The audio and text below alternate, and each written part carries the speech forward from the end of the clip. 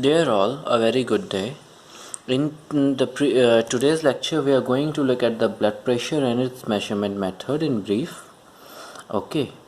In the previous video, we have looked at the function of the cardiovascular system, and we have understood this that how the heart functions. Okay. The functioning of heart is related to purification of the blood and supply of the blood to the complete body through the circulatory system. Okay, we know that blood comes to the right atricle. From there it is put to the right ventricle.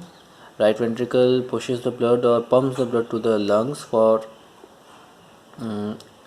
oxygenation, and thereafter the oxygenated blood comes to the left atrium, from where it is taken to the left ventricle, and left ventricle pumps the complete blood throughout our human body. Okay, now the width of the arteries in our human body is continuously changing.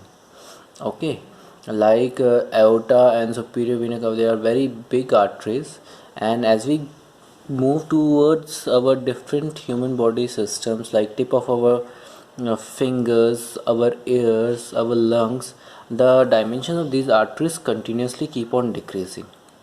Okay, due to this, the pressure of the blood in these different systems keep on changing.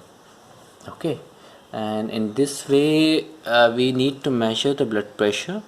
Blood pressure related measurements are done, so let us see. Okay, the potential of the blood pressure acting through the resistance of the arterial vascular pathway causes the flow throughout the system. Okay, so once the heart pushes the blood into the arteries through the complete artery system, the blood is circulated throughout the body. Okay, now the form of arterial pressure pulses changes as it passes through the arteries. Okay, different arteries have different sizes, so as the size gets reduced smaller and smaller, then based on that the pressure in these arteries changes. Okay, as the artery branches into smaller arteries with smaller cross section areas, the pressure and volume changes and the ratio of flow also changes. The mean pressure in some arteries is 20 mm of Hg, higher than in aorta. Okay, so if we would if it is a common knowledge that the normal human blood pressure is 120 for the upper limit and 80 for the lower limit. Okay, however it may be little bit higher in some arteries, and whereas in some arterioles which are very smaller, it may be very low, depending upon the size of those arteries and arterioles. Now, as the blood flows into the smaller arteries and arterioles, the pressure decreases. Okay, and it comes down to 60 mm of Hg to 30 mm of Hg. So from 120/80, pressure may be further reduced to 60 mm, and even in some arterioles, like arterioles are flowing in our nose and in our lungs, which are very fine arteries, so there we may have pressure as low as 30 mm of Hg.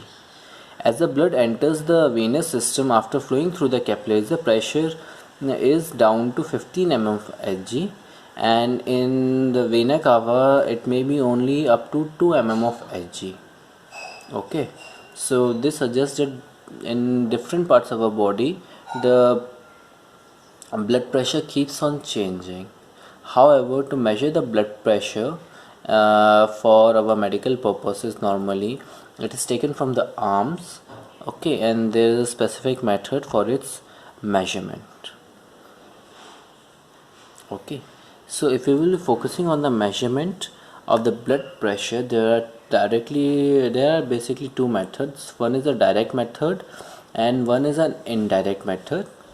Okay, direct method is because of the catheterization process, we can implant a transducer in the human heart. Now this transducer directly converts the pressure it senses into the human chambers, it may be arterial or ventricles, and based on that it gives us the reading about the blood pressure. However, the more common method is the indirect method and uses the instrument known as sphygmomanometer. Okay, these may be automated indirect method or indirect method, and the most commonly method which has been used for the past century is indirect sphygmomanometer method, in which the basic component of sphygmomanometer is first mercury bar table, okay, which tells us the pressure. Then there is a pad due to which is put on our hands, and air can be filled through that pad. As the air is filled in that pad in our arms, it blocks the flow of blood in our arms. Thereafter, the third one is our stethoscope. Now, how does the indirect method works? Okay, first of all, that pad which can be filled with air is put around our arms, and we fill it completely with air, okay, which will block the flow of blood in our arms. At this time, the pressure of mercury in the pressure in the tube which is used for measurement of pressure is very high. Okay, now the stethoscope is placed about around our elbow, okay, and doctor puts the stethoscope, and now he will listen to the voice of the blood flow. Since pressure at this time is around 200 mm of Hg, so normally he will not hear anything.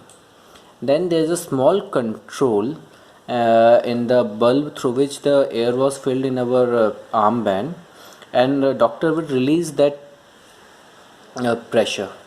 Okay, as the pressure is released, so around upper blood pressure limit, if you are a normal human, it will be 120 nanometers. So around 120 nanometer of Hg limit, that is when the pressure of Hg is 122 nanometer, slight blood flow starts in our arteries. Okay, and this blood makes a Charcot noise. This is the characteristic noise which is heard, and it is named as Charcot noise that is heard, and it marks the upper blood pressure limit. Okay, thereafter doctor or whoever is measuring your blood pressure further releases the air pressure until he hears the complete and easy flow of blood. For a human body, it is around 80 nanometers of 80 mm of Hg mark. Sorry, not nanometers, it is mm of Hg. Okay, it is around 80 mm of Hg mark, and he will listen and mark it as a lower blood pressure. Once both the upper blood pressure and lower blood pressure are marked, we can know the blood pressure flow in our bodies. The only disadvantage of this indirect method is that it depends upon the person who is listening to the noise of the blood flow. If the person is not trained, he may not be able to distinguish between the upper blood pressure and the lower blood pressure. He might not even hear the Charcot noise which is heard, and it is a characteristic noise for the measurement of upper blood pressure.